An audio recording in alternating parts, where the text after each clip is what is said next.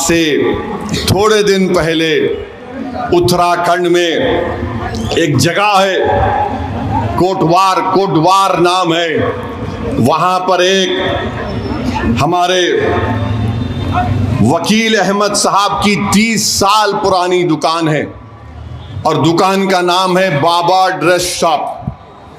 26 जनवरी के दिन हम यौम जमहूरिया मनाते। पूरे देश में रिपब्लिक डे या यौम जमहूरिया के तौर पर मनाया जाता है कि हमने उस दिन भारत के आईन को अपनाया था जिसको बाबा साहिब अम्बेडकर ने बनाया था। तो उस दिन उत्तराखंड के कोटवार में वकील अहमद की दुकान पर बजरंग दल के लोग चले गए और जाकर उनको गाली गलौज और डरा रहे थे, धमका रहे थे कि तुम कैसे बाबा ड्रेस शॉप का नाम लिखते हो, तुम बाबा निकालो।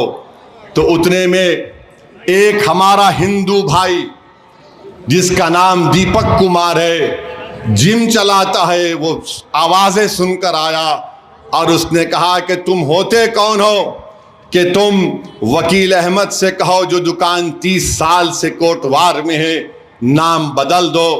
उसने बजरंग दल के उन तमाम लोगों के सामने, जालिमों के सामने खड़े होकर उनसे बातचीत की, उनको भगाया वहाँ से।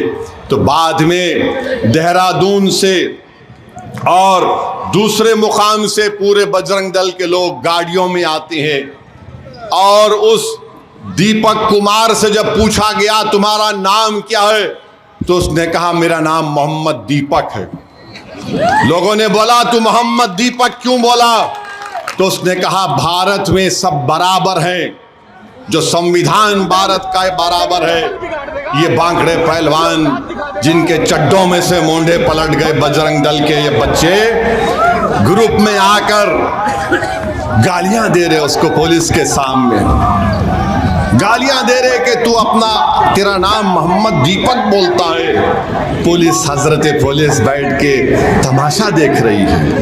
उत्तराखंड में बीजेपी की सरकार है और फिर वो लोग नेशनल हाईवे को रोक देते हैं घंटे के लिए। उत्तराखंड की पुलिस उनको ऐसा देख रही है कि जैसा उनके दीवान खाने में बैठकर करी पफ खा रहे हैं। नेशनल हाईवे पर बैठ गए और गालियां दे रहे उस दीपक कुमार को। आप बताइए क्या ये रूल ऑफ लॉ है? क्या ऐसे कानून की इज्जत बाकी रहेगी क्या? मेरे अजीज दोस्तों और बुजुर्गों, मैं सलाम करता हूं दीपक कुमार को कि उसने उस 70 साल के बूढ़े वकील अहमद की हिम्मत और उनके साथ खड़ा हो गया। यही भारत है। अगर इस तरह के दीपक कुमार के नाम के हमारे हिंदू नौजवान आगे आ जाएंगे तो इस मुल्क से बीजेपी आरएसएस की हुकूमत ख़त्म हो जाएगी। हम उम्मीद करते हैं कि इंशाअल्लाह ताला, मुझे पूरा यकीन है कि आज भी इस देश में और इस देश की माँओं ने सिर्फ एक ऐसे दीपक कुमार को नहीं पैदा किया होगा।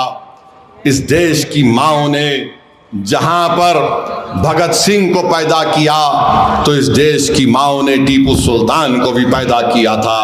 तो मेरे अजीज दोस्तों और बुजुर्गों, ये पैगाम मैं आपको देकर जा रहा हूँ कि मजलिस इत्तेहादुल मुस्लिमीन कभी किसी मज़हब के खिलाफ थी, ना कभी रहेगी इंशाअल्लाह ताला।